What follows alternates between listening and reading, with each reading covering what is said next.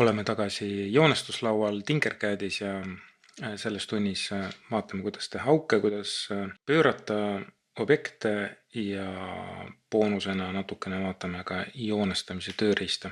Ja kõike seda teeme siis juustutüki võtmes.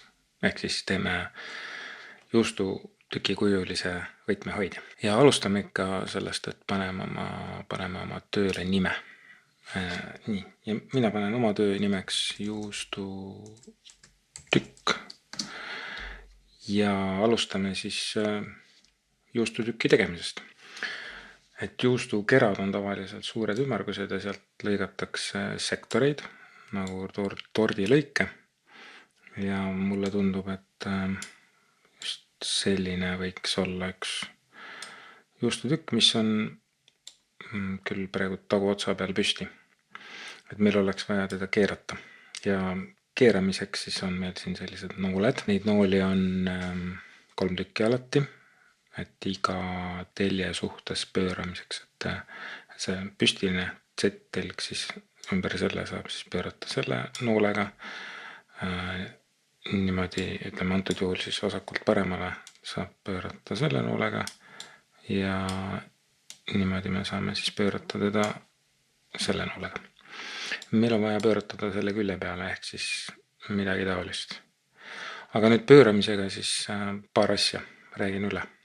Et kui ma haaran hiirega sellest noolest kinni ja jään hiirega siia nagu ratta sissepoole, siis näed, läheb siniseks see sakkidega või ratas ja ta pöörab, siis see objekt pöörab niimoodi 22,5 kraadi kaupa, ehk mul on hea lihtne panna siit näiteks 45 kraadi või 90 kraadi või 180 kraadi. Nii, kui sa liigud hiirega siit väljapoole, läheb siniseks see välimine ring ja pöörlemine hakkab 1 kraadi kaupa.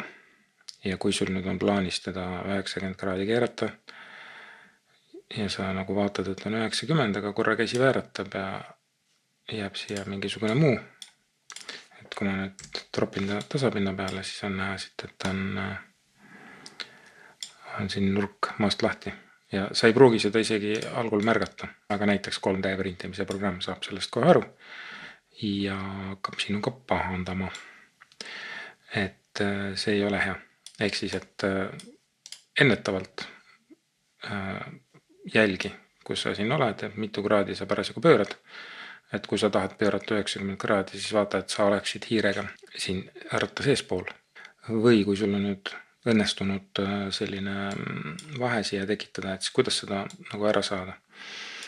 Me ei ole veel õppinud seda tööriista, aga siin on selline magnetitööriist, et põhimõtteliselt selle magnetiga saab ta uuesti sirgeks. Küll mitte nüüd enam tagasi selle külje peale, et me peame nüüd uuesti teda pöörama, troppima. Ja nüüd seda vahet enam seal ei ole. Et nii on ka võimalik parandada või siis on tuuga tagasi võtta, kui see võimalus on olemas. Aga kui sa nagu hiljem märkad seda, et siis tavaliselt päästerangas ongi see magnetitööriist.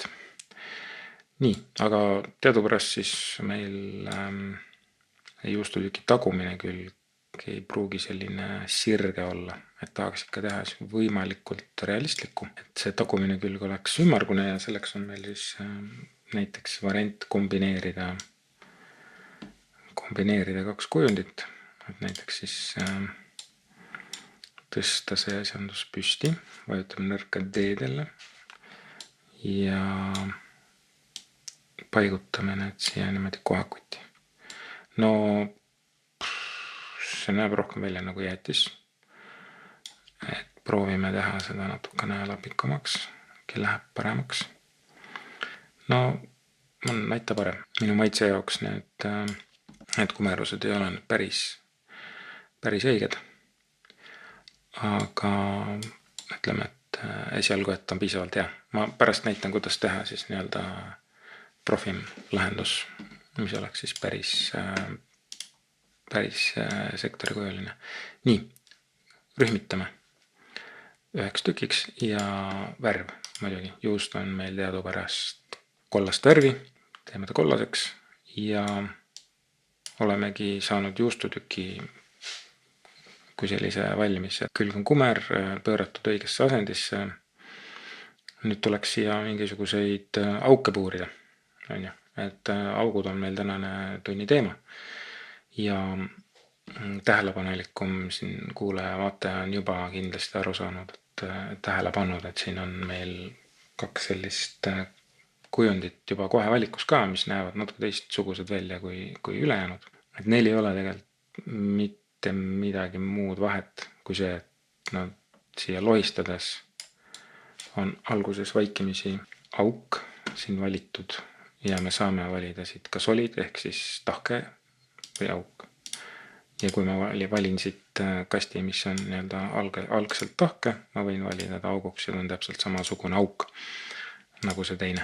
Et muud vahet ei olegi, et ühe kliki erinevus, et kas valida siit siis nagu tahke või auk. Aga no justu sisse me ei taha kandilisi auke, ega me ei taha ka selliseid silindrikujulisi auke. Me tahaks selliseid kerakujulisi auke ja kera puhul siin, et ei olegi väga vahet, et meil ainult üks variant on ja me peame ise siit klikkima, et see oleks auk. Ja ma tahaks, et see kera oleks natukene väiksem ka. Ja kui ma tast lihtsalt kinni haaran ja hakkan teda siin nagu lohistama, siis ta läheb laperguseks, et seda ma ei taha. Et selleks, et ta ühtlaselt kerakujuliselt väiksemaks või suuremaks läheks, ma hoian vasaku käega all Shift-klahvi klaviatuuril ja siis võtan siit sellest hiirega sellest kõrguse mummust kinni ja lohistan.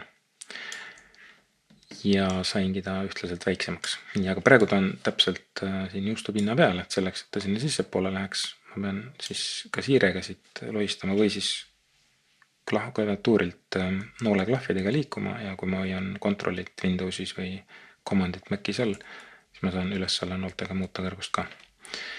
Ja teeme sellest kopi ja paste ja paneme siia augu veel. Nüüd ma võin nad rühmitada ära ja näete, on siin augud olemas. Teeme siit paste veel ja lisame neid auke siia. Nii, pean mõlemad ära selektima, rühmitama ja on siin auk. Paste. Nii, vali endale nagu kõrgus ära, et kuhu sa umbes seda tahad ja siis sa saad juba siit nagu seda augu suurust määrata sellega, kui sügavale sa lükkad selle kera. Mida ma ei soovitaks nagu üle poole sellest kerast sisse lükata. Sellisel juhul tekib selline auk, kus jääb rippuv ala. Ja see ei ole 3D printimise mõttes eriti hea. Ta ei jää ilus või võib ka täitsa see print nii-öelda nässu minna. Et kuni poole kerani lükkame sisse, ärme rohkem lükka. Nii, teeme siia ühe väiksema augu ja siis ühe suurema augu.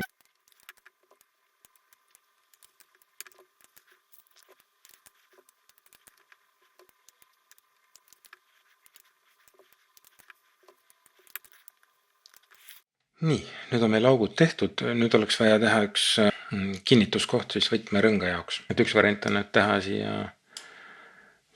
siia üks auk läbi.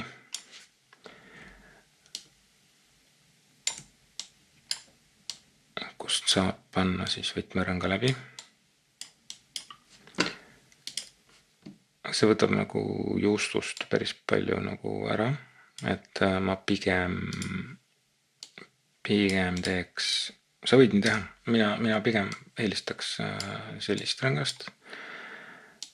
Paneme selle siia.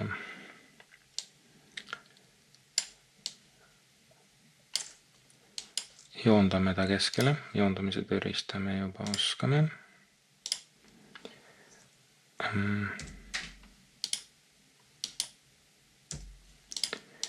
Natukene suur on.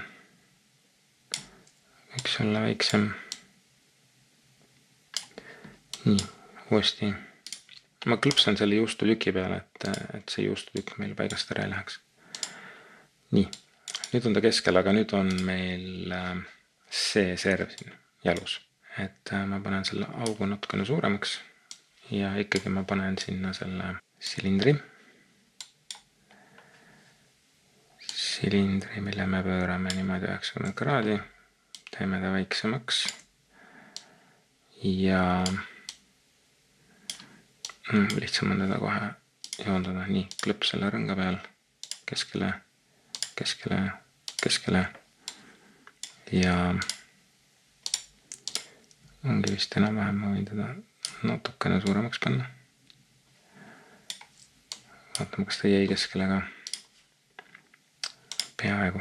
Nii. Ja kui ma nüüd kõik selle krempli gruppi võtan, siis peaks meil jääma selline ilus auk. Võtame selle multicolor ära ka. Nii. Nüüd on meil siin selline võtme rõnga jaoks ilus auk, kust mahub igast asju läbi. Ja sellega on meil see võtmehoidja valmis. Aga nagu ma lubasin, et ma näitan ka siis sellise edasijõudnutele täiendava tööriista, kuidas teha see kaar nii, nagu ta oleks nagu päriselt nagu sektor välja lõigatud juustukerast. Ja selleks ma võtan alla siia ühe sellise ketta.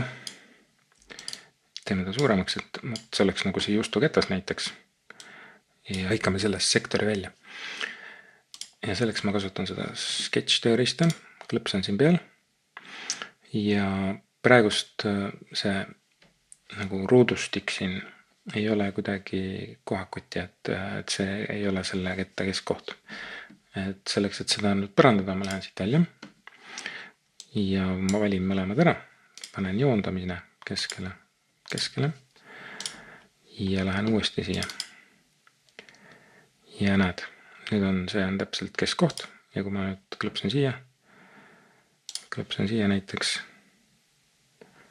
ja klõpsen kuhugi siia. Nii, ja on meil kolmnurk olemas. Nii, aga nüüd sa võid küsida, et no, meil on ikkagi see sirge serv siin on ju. Et mis mõttes see nüüd parem on, kui meil on enne. Et siis me saame muuta seda kõveramaks, et ma valin selle punkti siin ära, klõpsen siia ja nüüd tekkisid siia sellised kangid ja me saame nende kangidega muuta seda kaart.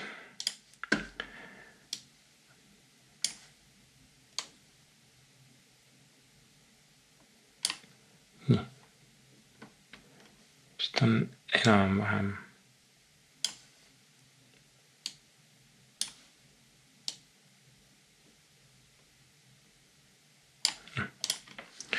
aga jah. Nii, ja nüüd on meil selline peaaegu täiuslik sektor siin. Võin alt ära kustutada selle ketta, tropime ta töötasapinnale, tõstame ta kõrgemaks ja võime siia kõrvale panna, et kas on mingi erinevus sellel kaarel ja sellel kaarel. Vist on minu arust. Nii. Aga, ja nüüd me saaksime siia siis puurida need augud ja panna need rõngad ja oma töö esitamiseks jälle klõpsin logo peal ja klõps hammasratta peal Add to Class Activity, valit õpetaja tehtud ülesande, Add Design ja ongi tehtud. Jõudu tööle!